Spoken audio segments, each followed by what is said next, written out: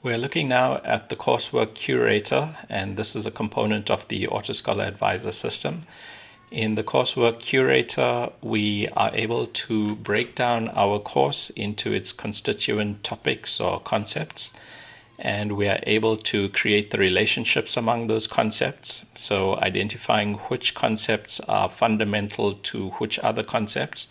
And so we can construct the conceptual scaffolding. So that tells us which concepts must be understood properly first in order to make progress with the later on more applied concepts.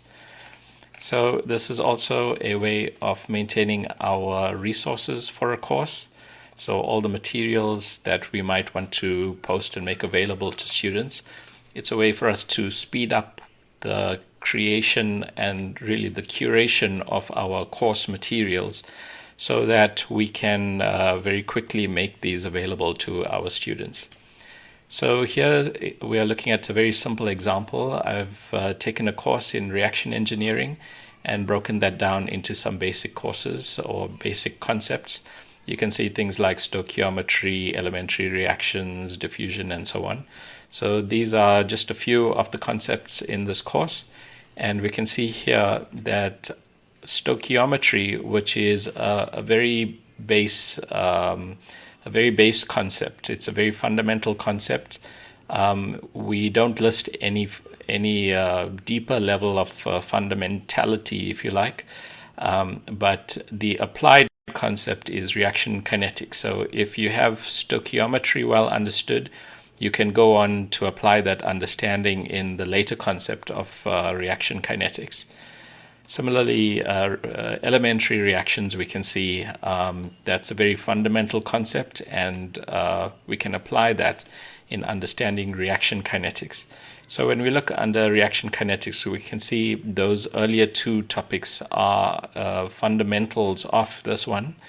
And if we do understand reaction kinetics well, then we can go on to understand particle reaction rate well. So that's the applied concept, and that's the fundamental concept. And this helps, for example, a student who's trying to figure out why they are not understanding a subject or a particular area of a course. There are other examples here. And of course, you'll have noticed by now that down here we've got our list of resources growing as we page around. So we have multiple resources that are available here. And we can try to preview in this little pane down here, but if we just click open in a new tab, then we get the full-size version of that. So that's the Coursework Curator. It lets us scaffold our concepts in our courses, and it lets us very rapidly save the resources for that. So if we want to create a new course, we click here on Add a Group, and we create that course. And I'm just going to put in dummy titles here. So course 1. So let's just give it some kind of course code and description. We click Create Group. And once the group is created, you see the second step is to add in the concepts. So concept 1, and we click here to add a concept. Concept 2,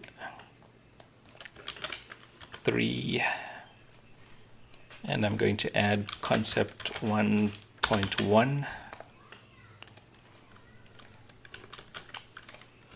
2.1, and 2.2. So here we've added all the concepts in the course, and now we look at scaffolding those concepts.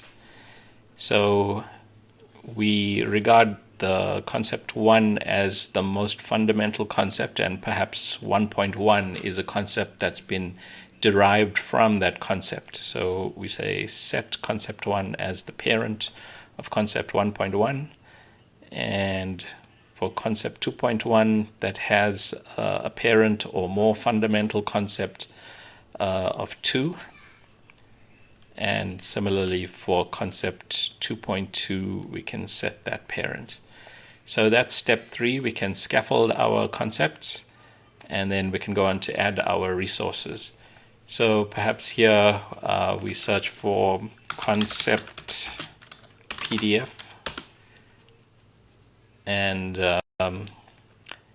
here this is a little misleading, I feel. Some of these titles have this in the brackets. Ignore those. This is what you're looking for. If you find this little PDF button, then that does link you directly to a PDF, and you can copy that URL and you can paste it in here, and you mark that that's a PDF. So our concept 1, we've added this resource, which we should name concept 1 PDF.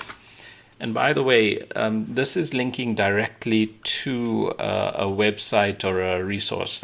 There is no copyright issue here if we are linking to the repository put out by the author. So if this is publicly available from a reputable source, like here, this is a university website, then we are just sharing a link to a website. If we go and save this PDF to our own repository and try to host it on our own website or something like that, then there may be copyright issues. But as long as we are pointing only to the origin source, this is fine. So of course, for our own materials, we can go and upload those to Dropbox and things like that, and we can paste the URL here. All right, so we can add that. And if it's a YouTube video we want to link to, then let's something topical. And if we just go here to share, and under embed, we get this link. And then here we're going to, well, this is really Corona YouTube video. And we mark that as a YouTube video. And here, when you copy that embed code, you get quite a lot of extra material. We just want this link right here. So that's the link to the YouTube video, and we can just say add that resource. And we can go on and add as many resources as we like for, so for each concept we can add as many resources as we like. So if we want to look at that resource now, or look at that new course, let's just reload the page. And we'll go here under groups, and we'll select that new group that we've just created. And here we can see the list of concepts that we had created earlier. And like we said, 1.1 was the applied concept, and concept 2 was the fundamental one. And so we can see the concepts are scaffolded in the right way. And then we had saved some resources under concept 1, and you can see the PDF here. Just again, you can click on that to open the full-size version that takes you to that author's reference. So the YouTube video, we can play that here, or we can go straight to YouTube and play that video there. So this is a quick way of creating understanding about the topics in our courses, and it's also a quick way of creating resources for students to study the courses.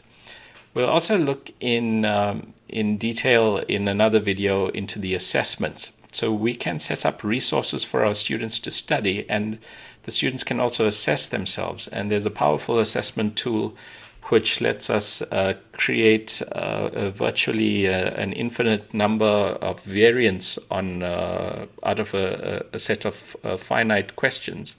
So we'll look at that next time.